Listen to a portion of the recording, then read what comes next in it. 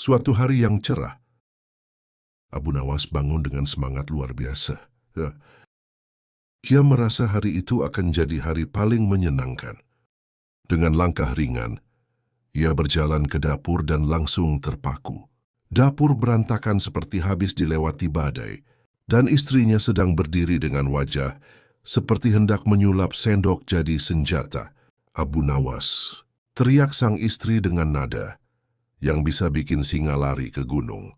"Kau janji akan membereskan dapur kemarin, tapi yang kau lakukan hanya tidur seperti kucing kenyang." Abu Nawas tersenyum diplomatis, mencoba menenangkan suasana. "Wahai istriku yang cantik jelita, seperti bulan purnama terbit dari barat. Jangan pakai puisi," bentak istrinya. "Ini bukan pertunjukan sirkus, ini rumah tangga." Abu Nawas mengangkat tangan, seolah sedang ceramah di pasar. "Wahai wanita bijaksana, sesungguhnya kekacauan adalah tanda kreativitas. Dapur yang berantakan adalah bukti bahwa kita hidup dinamis dan penuh ide." Sang istri mengangkat sendok kayu. "Kreativitasmu akan kuhantam dengan kayu dinamis ini." Abu Nawas mundur perlahan seperti kambing mencium aroma sate. Ismen Syok ganti strategi. "Baik-baik, aku akan bersihkan dapur. Tapi sebelum itu, bolehkah aku minta segelas teh dulu?" "Teh?" sang istri melotot. "Kau minta teh?" Setelah membuat dapur seperti kapal pecah, bahkan tikus pun mogok kerja di situ. Abu Nawas menghela napas. Biasanya ia bisa menaklukkan menteri, raja, bahkan hukum logika dengan kepintarannya. Tapi kali ini, lawannya adalah makhluk paling sakti di muka bumi, istri sendiri. Dengan penuh kekalahan, ia mengambil sapu dan kain pel, lalu mulai membersihkan dapur sambil bergumam. Lebih mudah menjawab pertanyaan filsuf daripada menghadapi istri yang sedang marah. Karena dapur. Di tengah mengepel, ia berbisik pada kucing peliharaannya. "Kau tahu kucing, jika aku bisa menyulap diriku jadi debu, mungkin aku bisa kabur lewat celah jendela ini." Kucing itu hanya menatap, lalu tidur dengan damai. Sementara Abu Nawas berkeringat, seperti sedang dihukum raja oleh ratunya sendiri. Di suatu pagi yang cerah, Abu Nawas bangun dengan semangat membara. Ia merasa hari itu sangat cocok untuk bercocok tanam. Ia menuntut hak suami alias jatah batin. Namun ketika ia melirik ke arah istrinya, alangkah terkejutnya ia melihat wajah sang istri seperti mendung di musim hujan. Dahi berkerut, bibir manyun dan tangan sibuk membanting-banting panci di dapur. Abu Nawas yang cerdik tentu tidak menyerah begitu saja. Ia mendekati istrinya sambil bersiul dan berkata manja, "Istriku sayang, kamu makin cantik kalau marah-marah. Seperti harimau betina yang sedang lapar." Sang istri langsung membalikkan badan, menatap tajam dan berkata, "Kalau aku harimau, kamu itu kambing kurus yang bikin darah tinggi." Tapi Abu Nawas tetap sabar. Ia tahu, untuk mendapatkan sesuatu yang besar, perlu pengorbanan dan strategi jitu. Maka ia mulai menyusun rencana, pujian, rayuan, dan sedikit drama. Ia mengambil sapu dan mulai menyapu rumah sambil bernyanyi, "Oh istriku, hatimu indah, tapi omelanmu bisa bikin genteng copot." Sang istri tetap tidak luluh. "Kau pikir cukup dengan nyapu dan nyanyi sumbang? Begitu aku langsung bahagia. Ini rumah berantakan, anak-anak belum mandi, dan kamu malah minta yang aneh-aneh." Abu Nawas tersenyum licik. Ia mendekat, lalu pura-pura jatuh terduduk di lantai, tangan di dada, mata memejam. "Aduh, sepertinya jantungku melemah karena tidak mendapat asupan cinta dari istriku. Kalau aku mati, siapa yang akan menghiburmu dengan lelucon-lelucon receh?" Sang istri melirik dari sudut mata. Ditamati mahiowita bersem saing kisi, setengah khawatir, setengah ingin melempar sendok. Tapi ia mulai geli juga melihat drama murahan itu. "Kalau engkau benar-benar sakit, ayo kita ke tabib sekarang. Jangan-jangan kamu butuh bekam, bukan peluk." Abu Nawas bangkit dan berkata dengan serius, "Tabib tidak bisa menyembuhkan luka hati dan rindu yang menumpuk. Hanya pelukan istri tercinta yang bisa jadi obat." Dia lalu memeluk istrinya pelan berharap tidak kena tampar. Anehnya sang istri tidak menolak. Mungkin karena lelah marah, mungkin juga karena dalam hatinya sebenarnya ia juga rindu. Tapi sebelum suasana jadi terlalu romantis, ia berbisik, "Kamu hanya dapat jatah batin kalau nanti malam kamu juga nyuci semua pakaian anak-anak. Deal?" Abu Nawas tersenyum lebar. "Deal, bahkan kalau perlu aku nyuci pakai kaki sambil joget. Demi cinta semua bisa." Dan malam itu, terdengarlah suara Abu Nawas menyanyi sambil nyuci baju. Dengan harapan besar di ujung malam, di sebuah desa, tinggallah seorang pria cerdik bernama Abu Nawas. Seperti biasa, hidupnya penuh akal, tapi kali ini dia sedang tak berkutik. Bukan karena raja, bukan pula karena utang, tapi karena 3 istrinya yang cerewetnya minta ampun. Istrinya yang pertama, Fatimah, sangat perfeksionis. Tiap hari mulutnya seperti jam weker, selalu mengoreksi hal-hal kecil. "Abu, kenapa bajumu belum disetrika rapi?" katanya sambil menggulung lengan bajunya. Padahal Abu belum sempat bangun dari tidur siang. Istri kedua, Zainab, terkenal dengan hobi mengatur. Tak hanya mengatur rumah, tapi juga mengatur hidup Abu. "Jangan duduk di situ. Itu bantal baru, warna biru. Duduk di bantal merah saja, cocok dengan warna kulitmu," katanya serius. Seolah bantal adalah persoalan negara. Yang paling membuat Abu pusing adalah istri ketiganya, Salma, yang paling cemburuan. Kalau Abu bersin di dekat Fatimah, Salma langsung manyun seminggu. "Bersin itu tanda cinta, Abu. Jangan sembarangan menebar cinta." Suatu hari, Abu Nawas duduk termenung di halaman, memandangi langit sambil berkata lirih, "Ya Tuhan, apakah ini ujian atau aku sedang jadi bahan candaan malaikat?" Lalu datanglah Fatimah dengan sapu di tangan. "Abu, kenapa duduk-duduk saja? Ayam belum diberi makan." Abu pun bangkit lesu seperti narapidana disuruh push-up. Baru 5 langkah, datang Zainab membawa daftar belanja. "Abu, jangan lupa beli cabai 7 biji.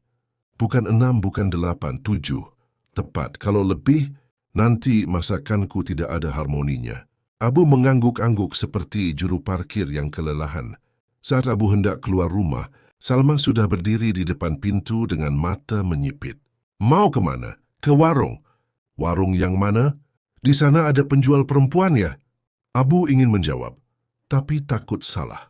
Jadi dia hanya batuk pelan dan balik badan. Merasa lelah lahir batin, Abu pun pergi ke masjid, lalu berdoa dengan sungguh-sungguh, "Ya Allah, aku tak meminta banyak.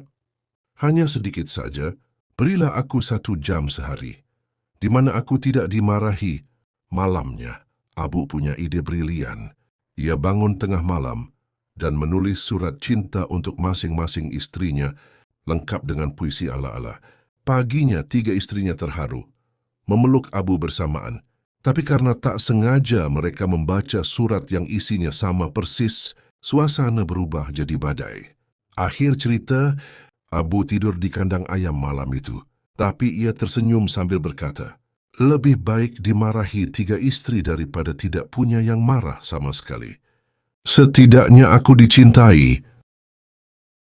Pada suatu malam yang tenang di kota Baghdad, Abu Nawas pulang ke rumah dengan langkah ringan. Ia baru saja mengikuti lomba berdebat di alun-alun kota, dan tentu saja, seperti biasa, ia menang mutlak, otaknya encer, mulutnya lincah, dan lawannya hanya bisa garuk-garuk kepala. Namun begitu sampai di rumah, wajah cerahnya mendadak suram. Istrinya sudah berdiri di depan pintu, menyambutnya bukan dengan peluk hangat, tapi dengan sorot mata tajam seperti pedang sultan. "Sudah jam segini baru pulang, Abu?" tanyanya dengan nada dingin. Abu Nawas menelan ludah. "Aku tadi menang lomba debat, wahai istriku. Aku persembahkan kemenangan ini untukmu," katanya dengan senyum kecut. Tapi istrinya tidak terhibur. "Sudah 3 malam kau pulang larut, dan selama itu pula aku hanya ditemani bantal dan guling." Abu Nawas berusaha menenangkan suasana. "Bukankah bantal dan guling lebih lembut dariku? Aku ini keras kepala." Istrinya melipat tangan di dada.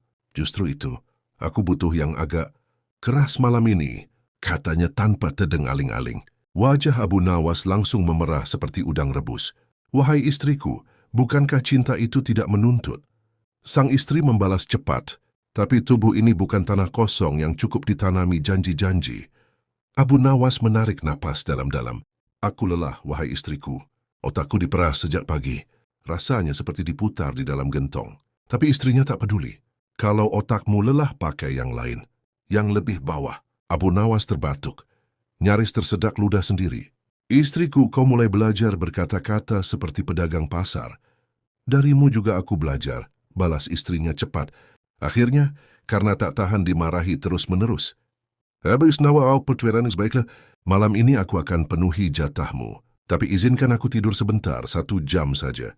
Setelah itu kau akan mendapatkan layanan bintang 5. Istrinya mengangguk. 1 jam. Tidak lebih.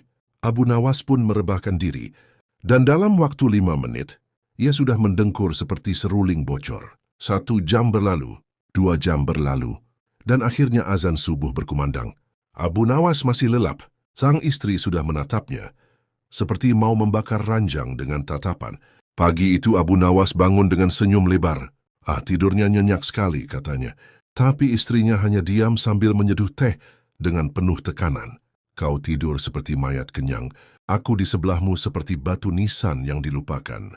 Abu Nawas terdiam. Maafkan aku, wahai istriku. Sepertinya aku terlalu lelah. Istrinya menatap tajam. Kalau malam ini kau mengulang, aku akan laporkanmu ke Kua. Setelah sadar, Abu Nawas berkata pelan, wahai istriku, sepertinya Allah sedang melindungimu dariku malam ini. Istrinya memutar bola mata, atau justru melindungimu dariku. Esoknya, Abu Nawas menulis pesan di dinding rumah. Mohon maaf layanan suami tutup sementara karena alasan teknis. Buka kembali setelah mendapat izin istri. Abu Nawas dan belanja yang membawa petaka.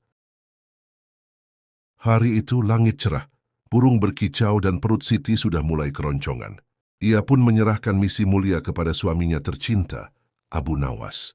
Abu, tolong beliin ini ya, katanya sambil menyerahkan secarik kertas berisi daftar belanja tepung, gula, santan, dan pisang. Abu Nawas mengangguk mantap. Tenang istriku, aku ini pria serba bisa. Belanja? Kecil. Namun ada satu masalah. Abu Nawas tak pakai kacamata, dan daftar belanja yang ditulis Siti pakai pulpen habis tinta. Tulisan tepung terbaca jadi topeng, gula jadi gila, santan jadi santet, dan pisang jadi pusing. Dengan penuh keyakinan dan tanpa nanya dulu, Abu pun berangkat ke pasar, siap menunaikan misi dengan cara yang sangat salah. Di toko pertama, Abu Nawas berkata, Pak, saya mau beli topeng, satu yang bisa buat masak. Penjualnya bingung. Tapi karena butuh jualan, dia sodorin topeng badut. Ini bisa buat hiburan, Mas. Abu mengangguk. Nah, pasti ini maksud istri saya, supaya masakan lebih ceria. Barang kedua, gila. Abu masuk ke toko mainan dan beli buku teka-teki berjudul Cara Menjadi Gila dalam 7 hari. Lalu untuk santet, ia nyasar ke toko klinik. Pulangnya ia bawa botol kecil berisi air yang katanya bisa mengusir roh penasaran. Dan untuk pusing, ia mampir ke apotek dan beli minyak angin karena dia pikir, istriku pasti pusing terus lihat aku makin ganteng. Sampai rumah, Abu Nawas menata semua belanjaan di meja dapur, seperti pameran karya seni. Siti datang sambil membawa pisau dapur dan senyum yang mencurigakan. Abu, ini apa? Tanyanya pelan. Abu menjawab bangga, topeng badut untuk masak, buku gila biar seru, air santet buat pengawet, dan minyak angin buat kamu yang pusing mikirin aku. Hening, sangat hening. Bahkan cicak pun menahan napas. Lalu meledaklah suara Siti seperti bom mercon di acara 17-an. Abu Nawas, aku mau bikin kolak bukan bikin acara horor. Abu mencoba tersenyum. Tapi kolak dengan nuansa mistis bisa jadi tren baru loh. Sebagai hukuman, Abu disuruh makan kolak versi spesial. Pisang mentah dicampur air, galon dan dihias dengan topeng badut mengambang di atasnya. Sambil makan dengan berlinang air mata, Abu berkata, setidaknya ini pengalaman kuliner yang tidak akan kulupakan. Sejak hari itu, Abu Nawas dilarang belanja kecuali hanya untuk satu hal, beli pulsa. Itu pun dengan catatan harus diawasi, ditulisin besar-besar dan pakai peta, karena minggu lalu dia malah pulang bawa pulsa raket nyamuk.